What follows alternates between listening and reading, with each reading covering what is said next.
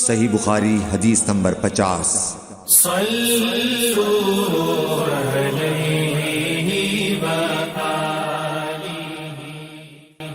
ایک دن آن حضرت صلی اللہ علیہ وسلم لوگوں میں تشریف فرما تھے کہ آپ کے پاس ایک شخص آیا اور پوچھنے لگا کہ ایمان کسے کہتے ہیں؟ آپ صلی اللہ علیہ وسلم نے فرمایا کہ ایمان یہ ہے کہ تم اللہ پاک کے وجود اور اس کی وحدانیت پر ایمان لاؤ، اور اس کے فرشتوں کے وجود پر، اور اس اللہ کی ملاقات کے برحق ہونے پر، اور اس کے رسولوں کے برحق ہونے پر، اور مرنے کے بعد دوبارہ اٹھنے پر ایمان لاؤ۔ پھر اس نے پوچھا کہ اسلام کیا ہے؟ آپ صلی اللہ علیہ وسلم نے پھر جواب دیا کہ اسلام یہ ہے کہ تم خالص اللہ کی عبادت کرو اور اس کے ساتھ کسی کو شریک نہ بناؤ، اور نماز قائم کرو، اور زکوٰۃ فرض ادا کرو، اور رمضان کے روزے رکھو۔ پھر اس نے احسان کے متعلق پوچھا۔ آپ صلی اللہ علیہ وسلم نے فرمایا، احسان یہ ہے کہ تم اللہ کی عبادت اس طرح کرو گویا تم اسے دیکھ رہے ہو۔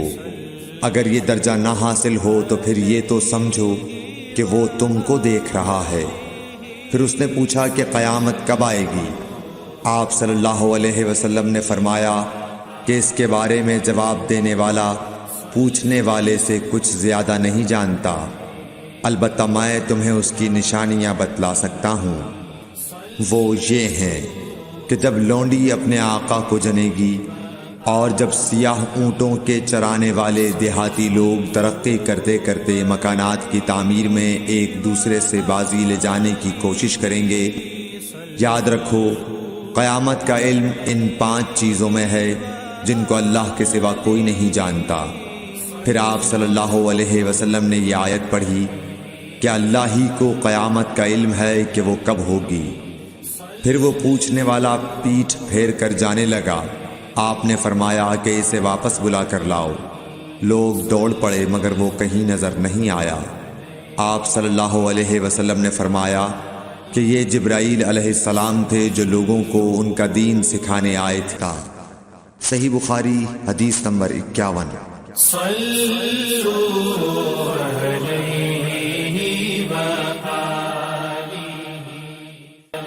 ہرقل شاہ روم نے ابو سفیان سے کہا، میں نے تم سے پوچھا تھا کہ اس رسول کے ماننے والے بڑھ رہے ہیں یا گھٹ رہے ہیں؟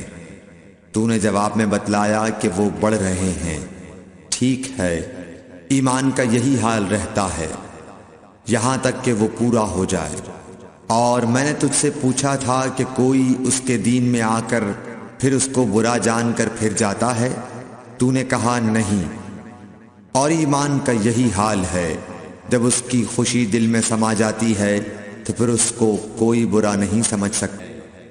صحیح بخاری حدیث نمبر 52۔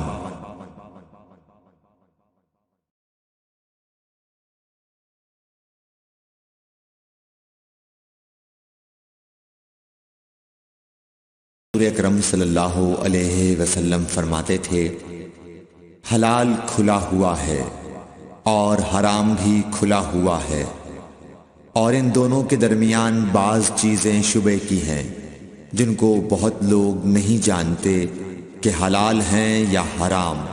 پھر جو کوئی شبے کی چیزوں سے بھی بچ گیا اس نے اپنے دین اور عزت کو بچا لیا، اور جو کوئی ان شبے کی چیزوں میں پڑ گیا اس کی مثال اس چرواہے کی ہے جو شاہی محفوظ چراگاہ کے آس پاس اپنے جانوروں کو چرائے۔ وہ قریب ہے کہ کبھی اس چراگاہ کے اندر گھس جائے اور شاہی مجرم فرار پائے۔ سن لو، ہر بادشاہ کی ایک چراگاہ ہوتی ہے، اللہ کی چراگاہ اس کی زمین پر حرام چیزیں ہیں، پس ان سے بچو۔ اور سن لو، بدن میں ایک گوشت کا ٹکڑا ہے، جب وہ درست ہوگا سارا بدن درست ہوگا، اور جہاں بگڑا سارا بدن بگڑ گیا۔ سن لو، وہ ٹکڑا آدمی کا دل ہے۔ صحیح بخاری حدیث نمبر 53۔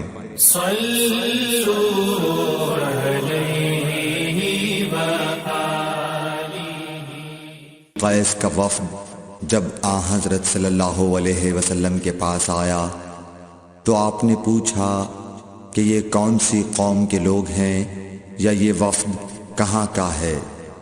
انہوں نے کہا کہ ربیہ خاندان کے لوگ ہیں۔ آپ صلی اللہ علیہ وسلم نے فرمایا، مرحبا اس قوم کو یا اس وفد کو، نہ ذلیل ہونے والے نہ شرمندہ ہونے والے، یعنی ان کا آنا بہت خوب ہے۔ وہ کہنے لگے، اے اللہ کے رسول صلی اللہ علیہ وسلم، ہم آپ کی خدمت میں صرف ان حرمت والے مہینوں میں آ سکتے ہیں، کیونکہ ہمارے اور آپ کے درمیان مضر کے کافروں کا قبیلہ آباد ہے۔ پس آپ ہم کو ایک ایسی قطعی بات بتلا دیجئے جس کی خبر ہم اپنے پچھلے لوگوں کو بھی کر دیں جو یہاں نہیں آئے، اور اس پر عمل درآمد کر کے ہم جنت میں داخل ہو جائیں۔ اور انہوں نے آپ سے اپنے برتنوں کے بارے میں بھی پوچھا۔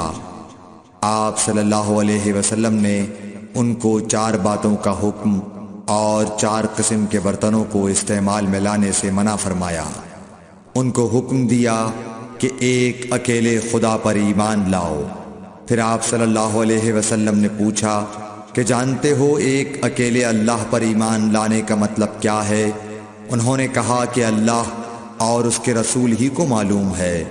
آپ نے فرمایا کہ اس بات کی گواہی دینا کہ اللہ کے سوا کوئی معبود نہیں، اور یہ حضرت محمد صلی اللہ علیہ وسلم اس کے سچے رسول ہیں، اور نماز قائم کرنا اور زکوٰۃ ادا کرنا اور رمضان کے روزے رکھنا اور مال غنیمت سے جو ملے اس کا 5واں حصہ مسلمانوں کے بیت المال میں داخل کرنا، اور 4 برتنوں کے استعمال سے آپ صلی اللہ علیہ وسلم نے ان کو منع فرمایا، سبز لاکھی مرتبان سے اور کدو کے بنائے ہوئے برتن سے، لکڑی کے کھودے ہوئے برتن سے اور روغنی برتن سے، اور فرمایا کہ ان باتوں کو حفظ کر لو اور ان لوگوں کو بھی بتلا دینا جو تم سے پیچھے ہیں اور یہاں نہیں آئے ہیں۔ یہ ہوگی صحیح بخاری حدیث نمبر 54۔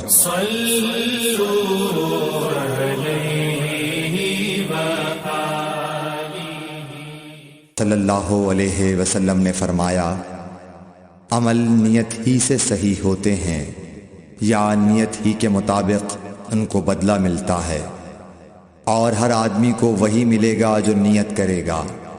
پس جو کوئی اللہ اور اس کے رسول کی رضا کے لیے ہجرت کرے اور اس کی ہجرت اللہ اور اس کے رسول کی طرف ہوگی، اور جو کوئی دنیا کمانے کے لیے یا کسی عورت سے شادی کرنے کے لیے ہجرت کرے گا تو اس کی ہجرت انہی کاموں کے لیے۔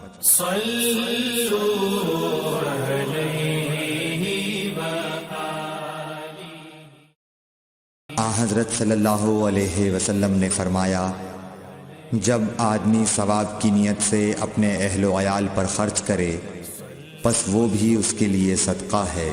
صحیح بخاری حدیث نمبر 55۔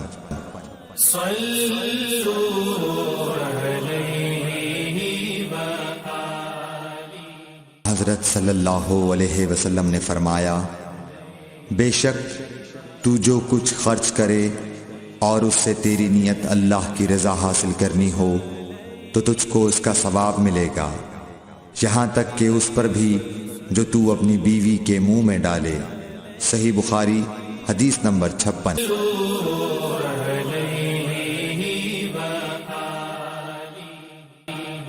جریر بن عبداللہ رضی اللہ تعالی عنہ نے کہا کہ حضرت صلی اللہ علیہ وسلم سے میں نے نماز قائم کرنے اور زکوٰۃ ادا کرنے اور ہر مسلمان کی خیر خواہی کرنے پر بیعت کی۔ صحیح بخاری حدیث نمبر 57۔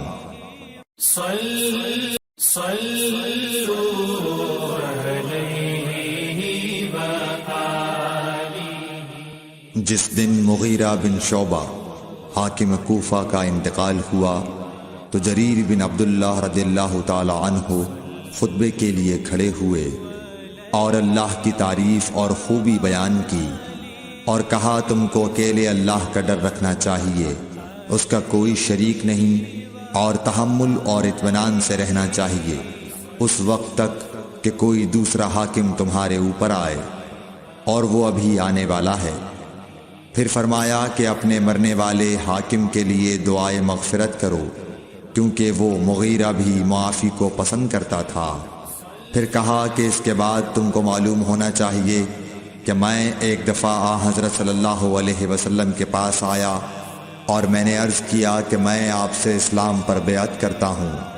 آپ نے مجھ سے ہر مسلمان کی خیر خواہی کے لیے شرط کی، پس میں نے اس شرط پر آپ سے بیعت کر لی۔ پس اس مسجد کے رب کی قسم کہ میں تمہارا خیر خواہ ہوں۔ پھر استغفار کیا اور ممبر سے اتر آئے۔ صحیح بخاری حدیث نمبر 58۔